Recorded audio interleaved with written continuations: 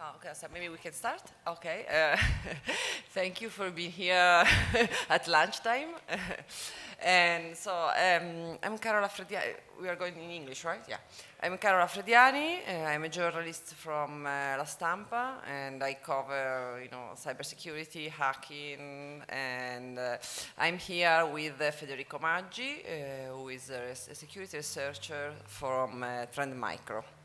And today we are talking about a case which had a lot of relevance in Italy, because if you remember, the beginning of January this year, two Italians, Giulio and Francesca Maria Occhionero, referred to as the Occhionero brothers, have been arrested and accused of using malware that was codenamed EyePyramid to orchestrate a cyber espionage campaign to spy on high-profile Italian politicians and businessmen. So when the news broke, it got a lot of media attention because of the names listed in the court order.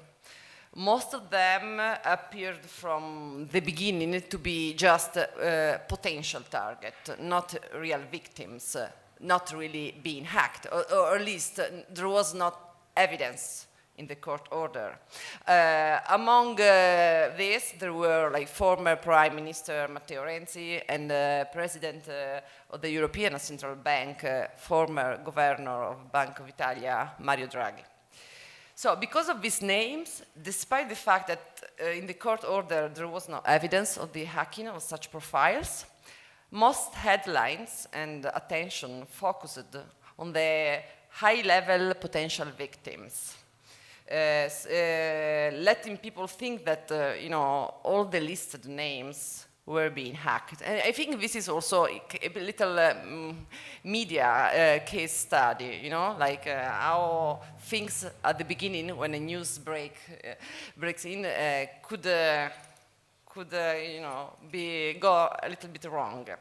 But now we are here because while the news was still developing, some security researchers focused on the most interesting part of the news, maybe together with the psychological profiles of the two main suspects. That was the malware, right? And actually also the Italian investigation was based, or at least kicked off, from an analysis of the malware. So in the aftermath of the news, some researchers from Reacta, Trend Micro, and later on also Kaspersky, TGSoft, just to cite the most relevant in the case, started searching for samples of the malware and collecting it and analyzing it. Federico Maggi, a researcher in Trend Micro, was among this group of dedicated cyber investigators, and he actually kept digging into the malware and into the samples, even after the news went under the radar. You actually collected like 250 samples at the end of this malware. Yeah. So maybe you can start, explaining us a little bit what you did and why, what did you find, and also maybe you can explain us what is also a sample, a malware sample, because maybe Yeah. So, well, good afternoon, everybody, and thanks also from my side to being here at lunchtime. I'm also hungry. So, first I think we should talk about what happened in the infection, right? So, then I will explain what the malware is and what a malware sample is and how we, usually dig into these cases.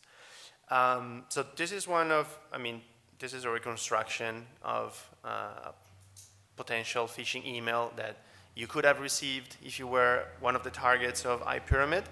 There is some text which is anonymized because we as Trend Micro, we don't keep the body of the email, we only keep the attachments in our products. This is one of the real senders. Of course, it's a fake sender, it's a spoof sender. And this is an example subject that was used during the campaign. There was an attachment which, could be like a fake PDF file or a fake PDF file, right? But in the end, what it was an executable file. So something that if you click on it and if your computer is not protected enough, it will simply execute and do some damage. So this is an example of a sample of a malware. So one instance of a malware family. In this case, the malware family, when you hear the term malware family, it's EyePyramid in this case. And this is a sample of this. So generally, the scheme of infection was something like this. So you might wonder where this name comes from, right?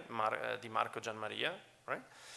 It's one of the initial compromised email accounts. So the way the EyePyramid campaign used to work is that the attackers or whoever was behind this scheme collected an initial list of compromised accounts to use them as a first hook to send the victim something from a trusted origin, right?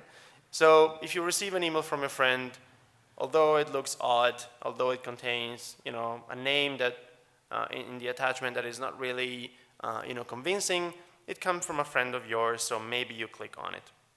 So this is how the initial high-profile targets were compromised, and then of course the malware starts to do damage, execute, and exfiltrate the data that it wanted to exfiltrate. So we talked about what a sample is. We talked about what a malware is. Maybe you can go on explaining I can go on explaining. Yeah, because I think it's You think it's okay? Yeah. So, for example, what you see here in the in here, I don't know if you see the cursor.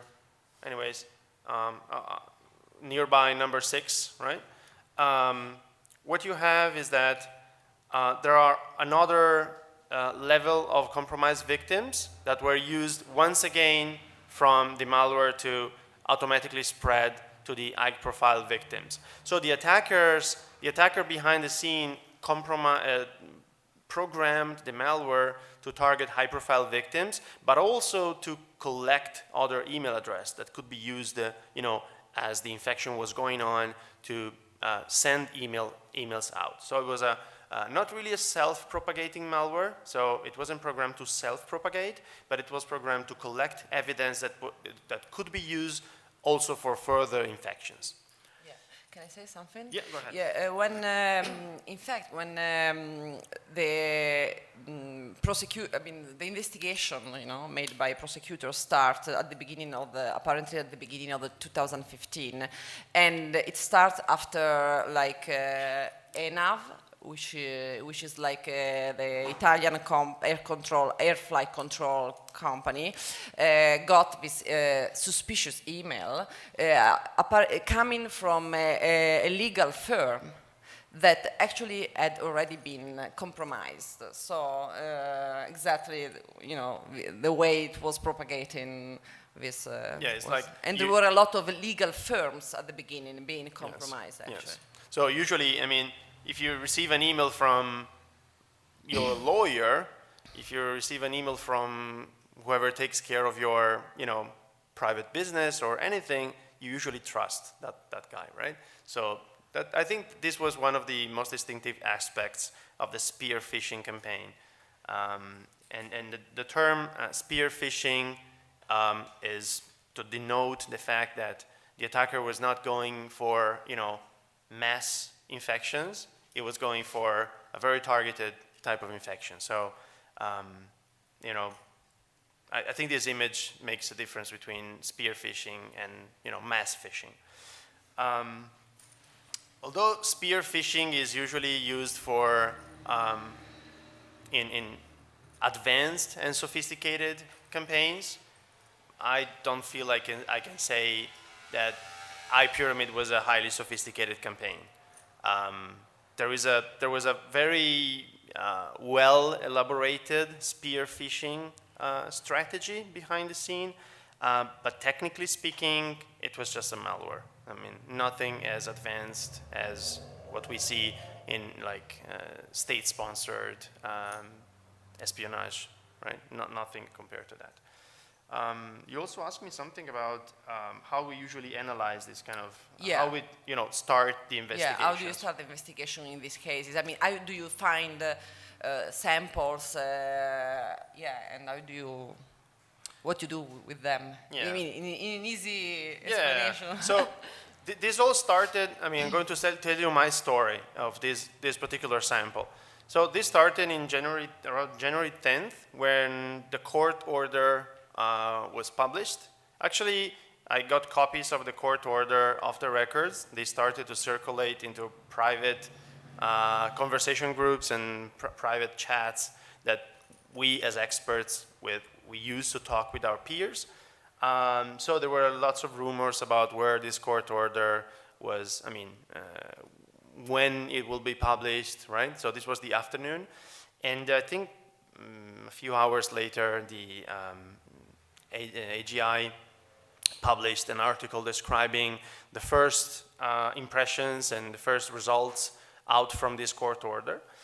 And my reaction was, well, let's skip this now. my reaction is that, oh, wow, this court order contains a lot of technical details for being a court order, right? We usually don't see such great details of like emails, passwords, all sorts of things.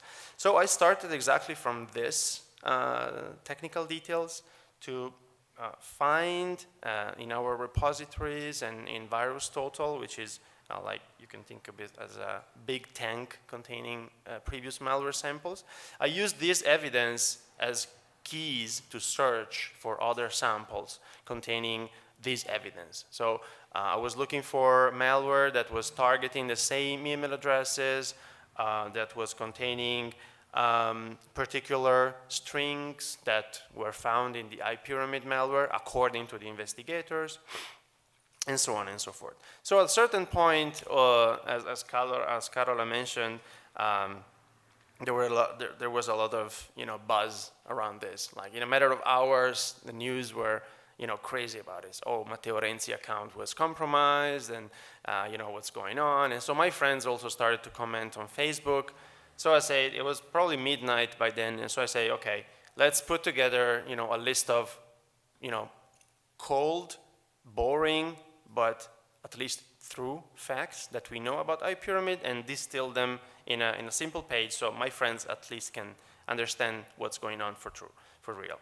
At some point then, I decided to move this note on Facebook somewhere else. But what I did is I extracted all that technical evidence and I put it from the technical order and I put it on a page. And then it started to get retweeted like crazy. People were mentioning me because I was one of the first to put only technical evidence out and not just the speculation. Can I ask you something? Yes. Because there were some things about this. I mean, the malware was kind of new. I mean, not known, like its identity was not known. Yeah, the identity was not known, okay. but the malware itself was known. Then we can also talk about these two aspects. The identity of the malware was not known until that moment, but the malware itself was, kind of, maybe a repackaging or, Yeah. And also, but this went on for years, actually. The most shocking part of this EyePyramid campaign was that it went on for years without being detected. Yes. Yeah. So maybe we can address some of these aspects. Yeah, as a result of this search of samples, I found like 250 samples and I started to put a date to put a date and time on these samples, so to tell when these samples have been forged, created. And as you can see from this graph, the majority of the samples were from 2014, and indeed this was later confirmed to be one of the most active years for the attackers. But some samples were as old as 2010, and I even have a couple of them 2008. So the samples mean, again, if you remember what I told at the beginning, is just an instance of family of a malware. The family was unnamed in the sense that we didn't give a name to that up to this point, but now that all these EyePyramid case came out, we put the name EyePyramid on the sample. And if we go back, we found a lot of samples that were still EyePyramid in the sense they were sharing many similarities, if not identical, to the ones of 2014. And this was interesting because this also crosses other investigations cases from 2010, 2011. So yes, it turns out that sometimes antiviruses make mistakes. Sometimes antiviruses do not detect malware. And then it also happens that antiviruses and security products are unable to see old variants of new variants of old malware, like in this case. Can I ask you about this, about the antivirus? Yes. Could have been that because this campaign was, in a way, was a small campaign as for the number of the targets. So this could be a reason for not being detected? Not really, in the sense that, when a sample is reported to a company, such as Trend Micro and when else works in this business, we take care of that in the sense that we put it in our repositories and we write a detection for that. And even if it's just one sample, if it's reported to us, we take it, right? It's not that if it's not huge, we just discard it, no. I think this is not the problem of, the fact that it was that no one reported, the fact that no one ever reported it or, No, because we had signatures which were as old as 2010, 2011 for these malware. Of course, it was not named EyePyramid. So if you happen to have found a sample of EyePyramid and before January 2017, you search for EyePyramid, you wouldn't find anything in our repositories because it wasn't named after EyePyramid. So it wasn't it didn't have any attached label called EyePyramid. But it was there. It was different name. It was slightly different code, not as different. It was not exactly the same, and that's why it wasn't detected. Right? Yeah. So the attacker found some ways, as usual, to to change the code to make it not obvious to analyze, but still analyzable. But this was sufficient. It flew under the radar for a while. Also because there were, not development effort behind it, but the attackers were busy trying to make it look different, right? Not in a very sophisticated way, but they were continuously changing it, right, superficially. Yeah, but there was also another aspect which was very interesting in this case. It was that there was circumstantial evidence of the possible authors, or anyway, someone, a name connected to the malware itself. Yes. And could you This speak is very about odd. this? This is very odd. It's very strange. Normally, it takes at least. In the big investigation cases, like big hacks, it takes years to put a name on the attacker. This time, the name of the attacker came with the malware. The malware came with the name of the attacker. In the sense there was not strong evidence, but there was a license key.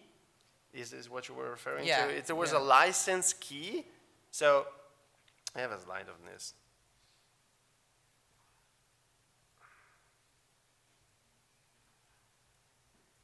You have many slides. Yes, I have many slides, but I knew I would have used only a few of them. So, as part of this malware, of course, after a malware like this starts to execute and steal data, you need also to exfiltrate the data. So you need what we call exfiltration channel. One of the exfiltration channels of this malware was email. So instead of sending out the stolen data using sophisticated protocols, it would simply send out emails to the attackers. And in order to send out emails, it was using this component, which is a library to send email. So when you build a software that needs to send email, you need a component to send out email. And this is what the attacker or the author of the malware was using, the mailb.net objects, which is a commercial product. It happens to be a commercial product. And of course, when you need a commercial license to use it in your software, you have to buy it, right? So it turns out that whoever was behind this malware purchased the license under the name of Giulio Chionero, and probably Giulio Chionero was the one who made this purchase, we don't know. But at least this was enough for the investigators. And it left the license key in the malware. So if you open the malware, you find this license key, you call after logic, and you say, hey, do you know this license key? It's yours. Can you tell me who is the name who have made the purchase? Of course, it's Giulio Chionero. But first, I have to call them. And this is what happened. After Logic, which is the one who made this commercial product, after responding to an investigator saying, hey, this is Giulio Chionero's purchase, they also called Giulio Chionero to say, hey, I got an email from the FBI. You probably want to, do something about it. It seems really kind of, It's I don't know, really it seems a big mistake, but how big, to what extent?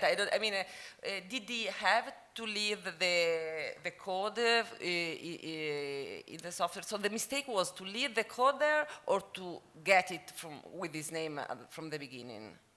The big mistake was to purchase this component under a name, right?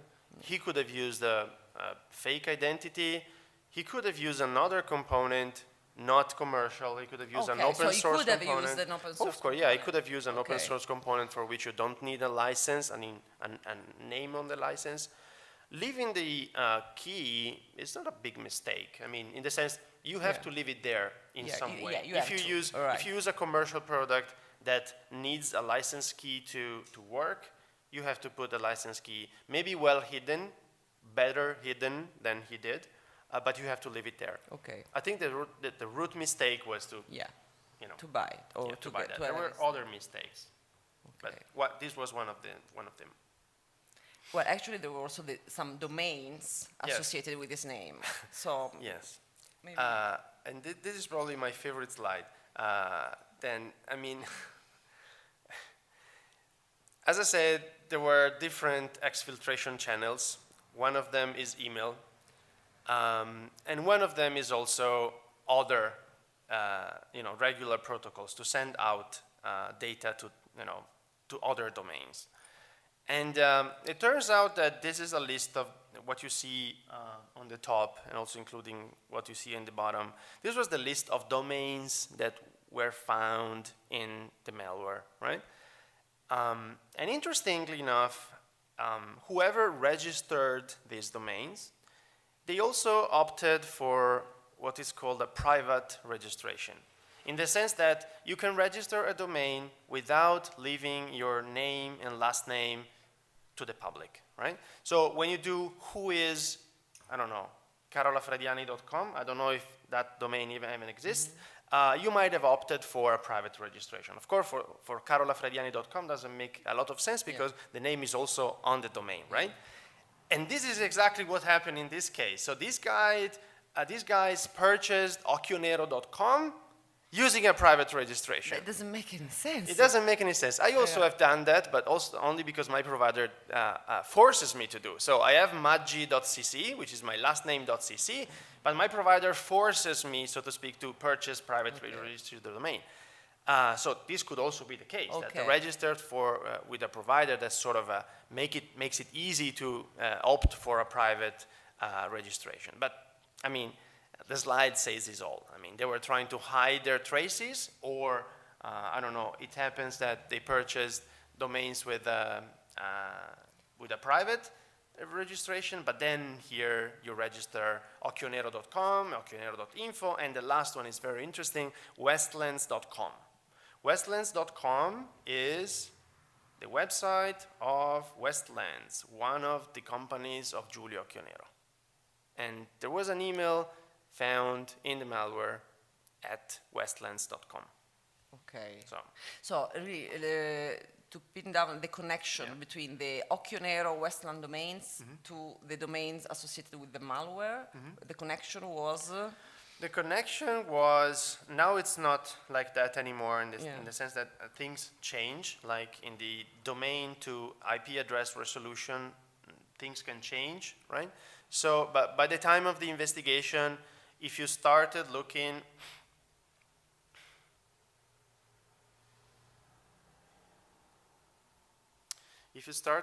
at this domain,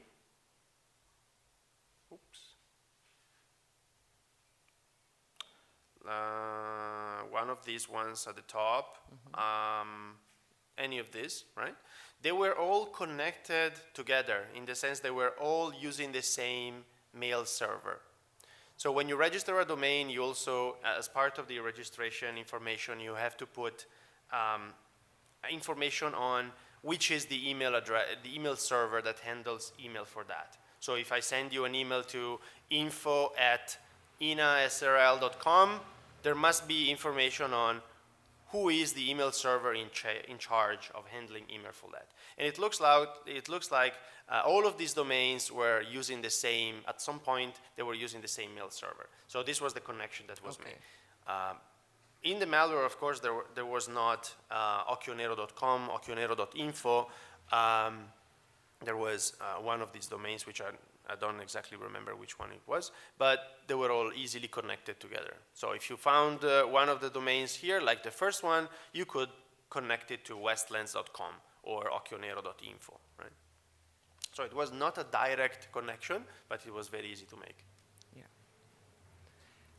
And so, I mean, it's been a very weird case in a way, but at the same time, people do make mistakes, So it's not impossible also to think of all this as in someone not having a clear vision of the possible consequences of tracing him back. It looks to me of someone who hasn't the handle of the situation. Someone who, he needed a domain, for example, and I mean, in my mind, I'm picturing this guy going to someone and say, hey, can you purchase a domain for me? And then this someone had purchased the domain, but it happened that all the domains that this guy is purchasing are with the same ISP, and he also had westlands.com before, and he didn't, make the connection and say, oh, if I purchase the domain from the same ISP, I'm going to use the same mail server, so they could trace back to me. So it seems to me that the guy didn't make, the connection. Yeah. I mean, an expert wouldn't have made these mistakes. Of course, we are just analyzing the digital, traces. We don't know if, the two Occhionero brothers are are the authors or have been framed in some way. Just to be clear that, but we can say that looking just at the information we have from the malware and the court orders and so on, there are some, it's an interesting case also for, as a cyber investigation maybe. Yes, it's strange. And as a matter of fact, after I came out with a technical analysis on Trend Micro's blog, without even knowing, the director of our team wrote a piece called something like EyePyramid and the lesson learned on attribution. And the key point of the story was that usually in cybercrime investigation it's very hard, it's very difficult to make attribution. It's very difficult because it is technically difficult, and it's also difficult because it's a very, sensitive matter. When you put a name on a cybercrime case, you're doing something that you have to be very sure about, because it's quite, you can send people to jail. But in this case, we learned the opposite. After a few days spent analyzing the malware, I could trace back to these guys as well. Yeah, But there were many oddities indeed. Yeah. Also, we have to say the Occhionero brothers say that they are innocent and that they've been framed and they've been hacked. Right, so it's really a kind of inception story actually, because they are accused of this hacking espionage campaign. They say that they've been hacked. Investigators actually use Trojans also for the investigation, so it's a very complex story. And are there other oddities or other interesting parts? Yeah, before going to the other oddities, not that I'm saying that this is how it happened, but technically speaking, what you say is just possible. Yeah. I mean, it is possible that someone could have compromised the Occhioneros brothers' computers and used that to do the activities that they performed, right? Here there is also, during the investigations, the police was, how can I say, appostamenti, do you have the translation for that? They were outside their house, making sure that they were inside their house while looking at their computers. So the investigators could confirm that the Occhioneros brothers were in their apartment, their house, while they were looking, using a Trojan on their computer, looking at what they were doing. So it's like the policeman was sitting here, looking at them, sort of using the computer. There is also another explanation, because they were not technically inside their house. They were outside their house. So it could be very well, I'm not saying this is how it went, but technically it is possible that if their computer was infected with a Trojan, not the investigators' Trojans, but another Trojan, it could be very well that they were inside the house, not looking at their computer, and the computer was used by someone else perpetrating the actual crime. Of course, this is very stretching. I'm just stretching the bits, but technically it's possible. Right? Yeah. And they say they've been framed, so we don't know. Yeah. Other oddities, yes. This is an oddity. Well, not really an oddity, but something that is making me reflecting.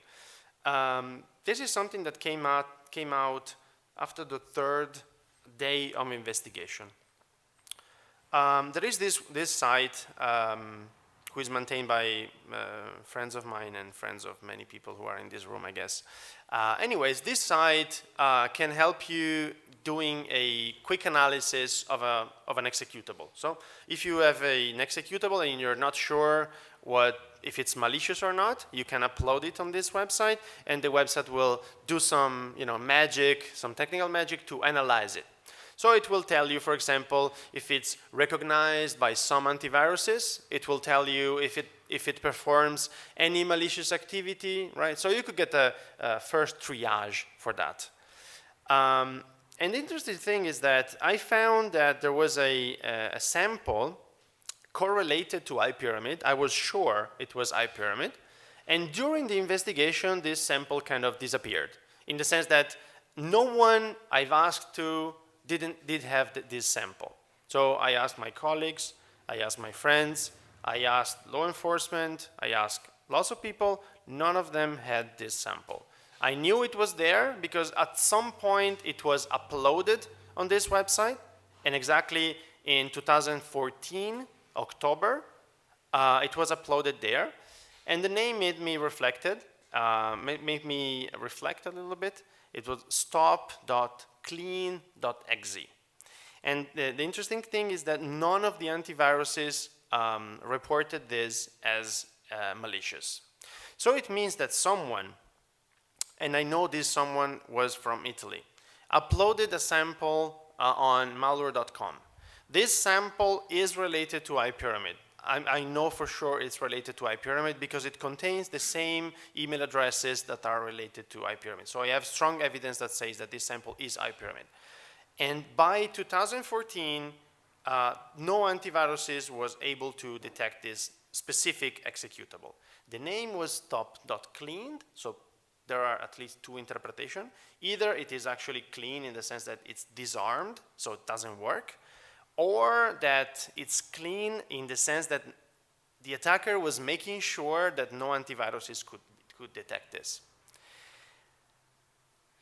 But, is it normal for like an attacker Yes. using this kind of services to Yes. check? Okay. It is normal for an attacker to make sure that their products are good, they're not detected by any antiviruses before spreading them. It is not normal for an attacker to use a public service to do this. There are equivalent of these services in the underground, in the dark web, that you can do this kind of things anonymously without leaving any trace. There is also another explanation that it was the GNIPIC doing the investigation, or some other investigators, one of the first investigators, the Mental Society, who had the first sample and they wanted to upload it to malware.com to see if it was actually a malware, but I cannot picture an investigator using malware.com professionally. I mean, it's a good service, it works well, but investigators working on a secret case or on a sensitive case, I wouldn't have used malware.com. So it looks like more like either a mistake or the attacker checking it. I mean, not a very smart attacker. And also, but there are other audiences, like you also received, people contacted you, you received also not the email apparently related to this case after you've been, public talking about the case and analyzing it. After the first release, we published 2 blog posts. And after the first one, I got an email from this Nick Bucks, I guess, saying, hello Federico, nice work on EyePyramid. This whole case is very interesting and strange. I found some weird details regarding this email address from your report. By the way, this email address is not only from my report, I found it also on the court order.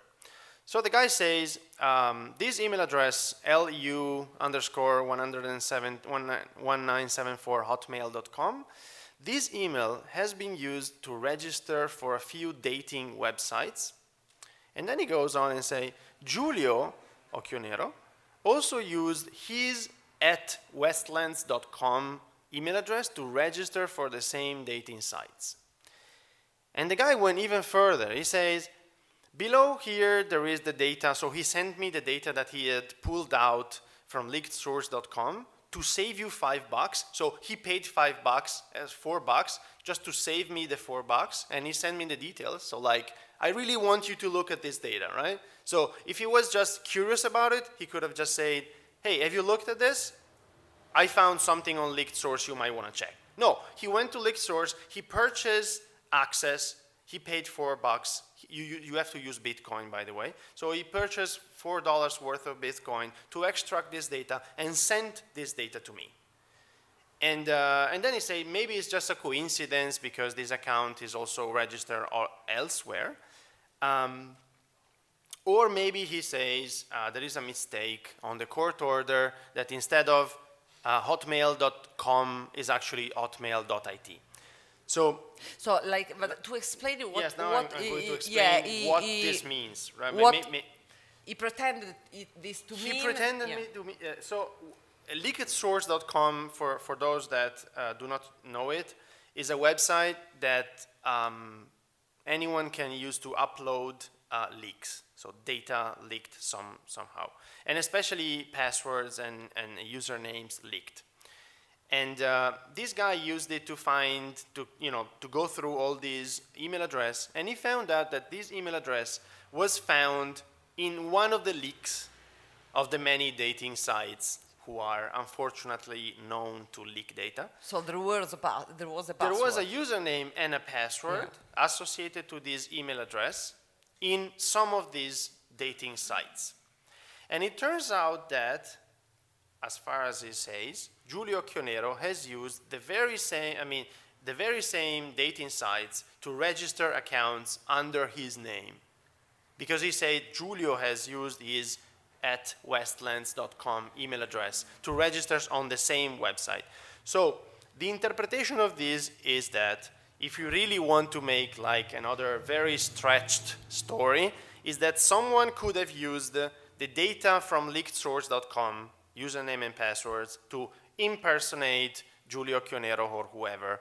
And maybe if they were really lucky, the email account that were leaked, they were using the people behind these email accounts. They were reusing passwords on other like services. So they maybe were lucky to find access to other websites thanks to this leak.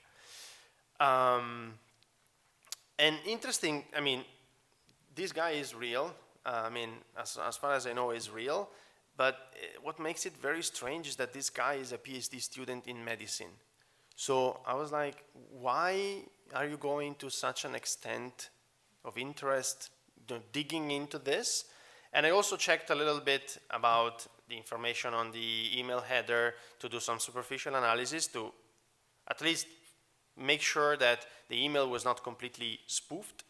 And I also sent him an email. I sent him an email and say, hey, thanks for your, $4 spent on leaked source. Thanks for, reporting this to me. Can you tell me a little bit more? Can you tell me how do you know that Giulio email was used on the same dating website? Because I cannot find evidence on that. And he never replied me. This was January 16. The email was not bounced back, so the email is real. And he didn't send me a note saying, I have no idea what you're talking about, so I don't know. I mean, this is just another oddity, yeah. Maybe it was just Fascinated by the case. There by are that, people sometimes. Sometimes, yeah. Sometimes, yes. Probably, we don't know. Yeah. What? What do you mean? Okay. Yeah. Probably, yes. I don't know. I mean, I found him on LinkedIn. His profile looks legitimate. He also has a Twitter handle with the same Nbex nickname. So I don't know. It's just weird. We cannot draw any conclusion, of course, from this, but it was just interesting. Yeah, but it was a case that he had some international. There were routers covered it. Yeah, I mean, especially because at the beginning it seemed, to impact on very high-profile politicians. But I mean, if you have to define the whole this whole cyber espionage campaign, this phishing campaign, and to say how much, to what extent was sophisticated, to what extent, how many efforts did it take to do it? I mean, how would you define it? Is it something affordable for just 1-2 people? Did it need high-level skills? I mean, it was rather simple in the sense that this is nothing, nothing compared to sophisticated attacks. To put together the malware, yes. I mean, to actually code the malware, some skills were needed, programming skills, not hacking skills. So he could have, or she could have, put together the malware code, or they could have simply purchased it, like in some underground forums or underground marketplaces. They could have just purchased it. So there was no evidence about the effort to make it, right?